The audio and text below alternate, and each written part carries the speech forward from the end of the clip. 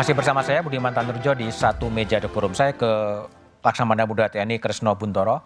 Pak Kresno, bagaimana TNI memastikan bahwa kasus dari Kabasarnas ini tidak seperti kasus helikopter, Pak? Jadi publik masih bertanya-tanya kasus itu. Gimana TNI meyakinkan itu, Pak? Yang pasti kita mohon untuk publik media untuk ikut mengawal perkara ini dan yakin bahwa tidak ada keinginan untuk menutup-nutupi dan sebagainya. Kalau terkait dengan helikopter AW101 itu posisi kasusnya adalah di SP3 kan. Artinya apa? Karena kurang bukti, kurang alat bukti, maka itu terpaksa dikeluarkan. Dan kalau seandainya ke depan ada Bukti baru? tambahan alat bukti lagi, ini kasus ini bisa dibuka lagi, jadi nggak perlu khawatir. Oke, baik. Kalau kasus Kabasarnas ini, dari hasil sampai sekarang ini bagi TNI akan diarahkan ke pengadilan umum koneksitas atau ke pengadilan militer, Pak Kresno? Jadi yang pasti sekarang ini adalah penyidikan, proses pemeriksaan, dan kemudian kita mengharapkan KPK untuk ikut membantu di dalam proses penyidikan ini. Pengalaman yang lalu-lalu itu teman-teman KPK ada di dalam ruangan pemeriksaan penyidikan yang sama, malahan kemudian titip pertanyaan-pertanyaan terkait dengan tersangka dari militer. Selain itu juga penyidik dari Puspom juga ke tersangka yang sipil yang sekarang ditahan KPK, kita ke sana juga ngambil kita mem-BAP untuk para tersangka yang sipil itu. Selanjutnya ini memang penyidik KPK sama penyidik Puspom TNI perlu duduk bersama untuk melihat konstruksi hukumnya. Ketika sudah ketahuan konstruksi hukumnya, maka nanti bisa dilihat apakah ini akan di-splitting dalam arti terpisah, diselesaikan masing, atau dikoneksitaskan atau diperiksa dalam satu peradilan. Yang menentukan siapa? Terakhir kata akhirnya, Pak Kresno.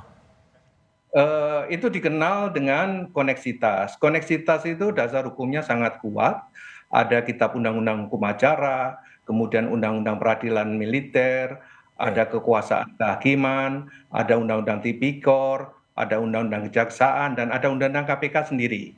Salah satu contoh adalah bahwa pasal 16 Undang-Undang 48 2009 kekuasaan kehakiman menyebutkan bahwa untuk perkara koneksitas memang di peradilan umum. Kecuali dalam keadaan tertentu menurut keputusan Ketua Mahkamah Agung, perkara itu harus diperiksa dan diadili di pengadilan dengan lingkungan peradilan militer. Jadi lagi-lagi yang menentukan adalah Ketua Mahkamah Agung. Ketua Mahkamah Agung yang akan menentukan di peradilan mana ya. Oke, Pak Gufron. Tadi juga soal helikopter ya, helikopter yang juga menarik dan kemudian di SP3 karena memang buktinya juga kurang sih sebetulnya. Ini juga kekhawatiran dari KPK juga kalau ditangani nanti akan ada kekurangan bukti lagi dalam kasus Kabasarnas? Jadi prinsipnya sebenarnya bagi KPK, kasus ini tentu harapannya tuntas semuanya ya. 5 tersangka itu tuntas semuanya. Apakah KPK, kemudian Puspom, tadi disampaikan split, ataukah kemudian dikoneksitaskan, itu adalah proses. Tentu harapannya sebagaimana juga disampaikan oleh Bang Asrul, harapannya proses peradilan itu bukan hanya urusan tentang cepat, sederhana dan biaya ringan, cuma yang penting adalah sebagaimana ditanyakan tadi, equality before the law. Artinya kalau kemudian diseplit itu memungkinkan akan berbeda. Nah, kalau disatukan itu tentu kemudian pasti penghukumannya namanya oleh majelis yang sama sehingga penghukumannya akan lebih equality, bisa lebih. Kalau harapan KPK di pengadilan mana? Kita sebenarnya berharap namanya sebagaimana ini kan sudah difasilitasi oleh pasal 8 KUHP ya. Tentu harapannya proses sidik ini akan berkembang di titik mana tertentu, harapannya tentu pada koneksitas karena itu yang akan memberikan keterbukaan bagi semua pihak.